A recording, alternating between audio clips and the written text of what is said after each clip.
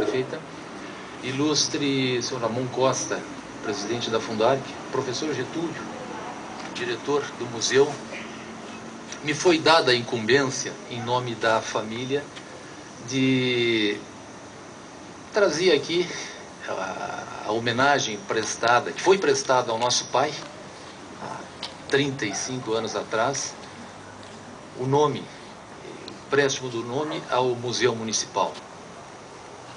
Me lembro, há também cerca de 25 anos atrás, quando esse prédio foi inaugurado, e que, até pela emoção do pai, quem fez o discurso de agradecimento foi nosso irmão mais velho, Marco Antônio, e que tem raízes em Gravataí, teve até escritório profissional, trabalhou por inúmeros anos nessa cidade, e que na época, por ser o filho mais velho, foi o que fez o uso da palavra, em função da impossibilidade e da emoção de nosso pai.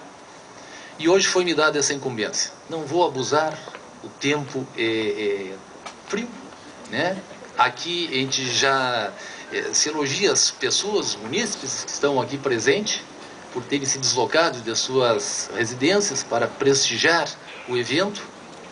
E o mais importante é o museu que está sendo reaberto. Mas uma palavra em especial, a gente vinha lembrando, que foi deveria-se dizer, a luta que o pai teve para que esse museu tivesse o nome de um outro historiador dessa cidade, que foi o seu Ernesto Fonseca. Foi a caro custo quando, inclusive, lhe disseram que a lei municipal aprovada na Câmara já tinha lhe dado o seu nome, porque ele defendia a tese de que o nome do museu deveria ser homenagem ao seu Ernesto.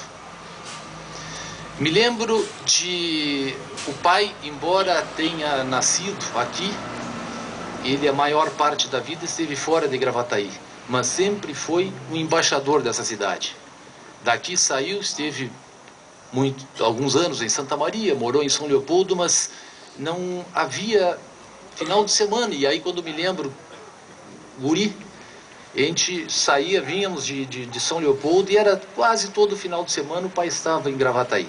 E nessa situação, eu digo, o pai era um embaixador dessa cidade. Mesmo na época em que esteve como expedicionário da Força Brasileira na Itália, comentavam de que ele era um propagandista dessa cidade. E se alguns, no distante país da Itália, às vezes soubesse o nome de Gravataí, saberiam em função do que o pai comentava sobre a cidade em que ele havia nascido. Mas, repito, a ideia dele sempre fora de que o museu deveria ter o nome do seu Ernesto. Tudo aquilo que o pai nos falava e nos comentava sobre Gravataí, né, sobre Furna, sobre Arroio, Passos do Ferreiro, e todas as histórias que ele nos trazia, inclusive do tempo de guri, em que ele comentava que vendia pão nos campos. Eu não me lembro o nome onde hoje está situado, mas seria na Estrada Velha, um pouco antes de que se entrava em direção a São Leopoldo.